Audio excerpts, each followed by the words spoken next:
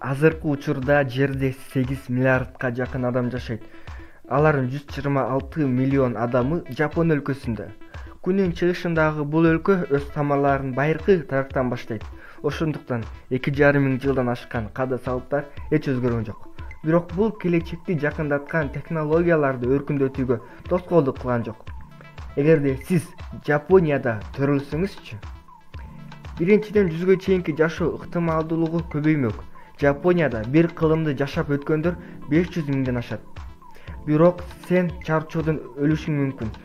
Орто эсеп менен жапондуктар күнүнө 10 саат иштешет. Өзүңдүн жеке коюлуучу колуңдун ордунда ханко мөрү болот. Ханко мөрү ар бир жапондукта бар. Сенин жакшы көргөн суусундуң чай болот го, бирок бул жөн гана чай ичүү эмес, бир нече саатка созулган иш-чара.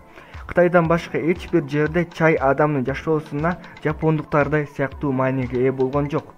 1200 жылдыктан ашкан каада салттарды жапондуктар алгыче сакташат. Эң эле сакталган салты сумаистер. Бул салгылашуунун эрежелери жаралгандан бери өзгөргөн жок жана спорт залдын тышында да сакталат.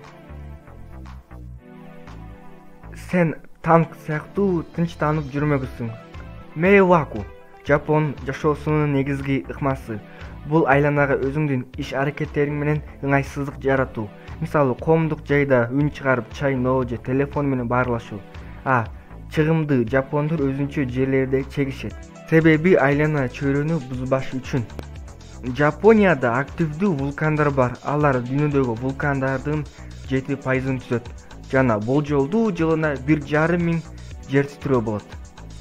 Бирок жергиликтүүлөр коркунучка алдырбайт жана тонобойт. Мына ушинтип жапондор өздөрүн гана эмес, айлана чөйрөсүн сыйлашат. Ушуну менен бүттү. Каналга жазылыңыз.